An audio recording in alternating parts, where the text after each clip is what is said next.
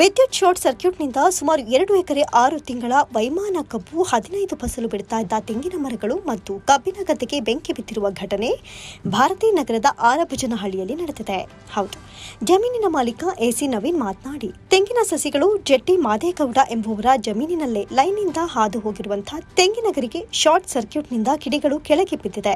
ಇದು ಉದ್ದಕ್ಕೂ ಹತ್ತಿಕೊಂಡು ಒಣ ಹುಲ್ಲಿನ ಮುಖಾಂತರ ಕಬ್ಬಿಗೆ ಹರಡಿಕೊಂಡಿದೆ. ಸುಮಾರು 2 ಲಕ್ಷ ನನಗೆ ಕೈ ತಪ್ಪಿದೆ. ಹೇಗೋ ಬೋರ್ ಹಾಕಿಸಿಕೊಂಡು ಕಬ್ಬು ಬೆಳೀತಾ ಇದ್ದೆ. ಬೋರ್ ನೀರು ಕಮ್ಮಿ ಆಗಿತ್ತು. ಇದಕ್ಕೆ ಕೆಇಬಿ ಅವರೇ ಜವಾಬ್ದಾರಿ.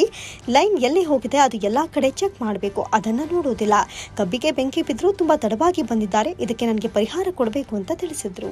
ಗ್ರಾಮಸ್ಥರು ನವೀನ್ ಅಂತ ಹೇಳಿ, ನಾನು 1-2 ಎಕರೆಯಲ್ಲಿ ಕಬ್ಬು ಬೆಳೆದಿದ್ದೆ. ಕೆಇಬಿಯಿಂದ ಲೈನ್ನ ಸರಿಯಾಗಿ ಲೈನ್ನ ಕ್ಲಾರಿಟಿ ತಗೊಳ್ಳೋದನ್ನೇ ಲೈನ್ ಮೇಲೆ ಬಿದ್ದಿದ್ದಂಥ ಗರಿ ಇದೆಲ್ಲ ಹತ್ಕೊಂಡು ನಮ್ಮ ಕಬ್ಬಿನ ಗದ್ದೆಗೆ ಬಿದ್ದು, ಕಬ್ಬು ಸುಮಾರು 2 ಲಕ್ಷದಷ್ಟು ಕಬ್ಬು ಗದ್ದೆ, 2 ಎಕರೆಯಷ್ಟು ಕಬ್ಬು ಬೆಂದೋಗಿದೆ.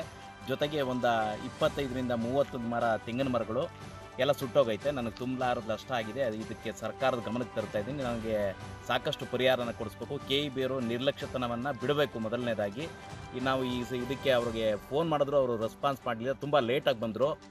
ಅಷ್ಟೊತ್ತಿಗೆ ಎಲ್ಲ ಮುಗಿದೇ ಹೋಗಿತ್ತು. ಸಿಕ್ಕಾಪಟ್ಟೆ ಗಾಳಿ, ವ್ಯತಿರಿಕ್ತವಾದಂಥ ಗಾಳಿ, ಬಿರುಸಾದ ಗಾಳಿ ಬೀಸೋದ್ರಿಂದ ಕಬ್ಬಿನ ಗದ್ದೆ ಸಂಪೂರ್ಣ ಸುಟ್ಟೋಯ್ತು. ನಾವು ಯಾವುದೇ ರೀತಿ ನಾವು ಅದನ್ನು ಅವಾಯ್ಡ್ ಮಾಡೋಕ್ಕಾಗಲಿಲ್ಲ. ಅದರಿಂದ ಸರ್ಕಾರ ನಮಗೆ ಈ ಸೂಕ್ತವಾದ ಪರಿಹಾರನ ಕೊಡಬೇಕು ಅಂತ ಸರ್ಕಾರನ ಕೇಳ್ಕೊತಾ ಇದ್ದೀನಿ.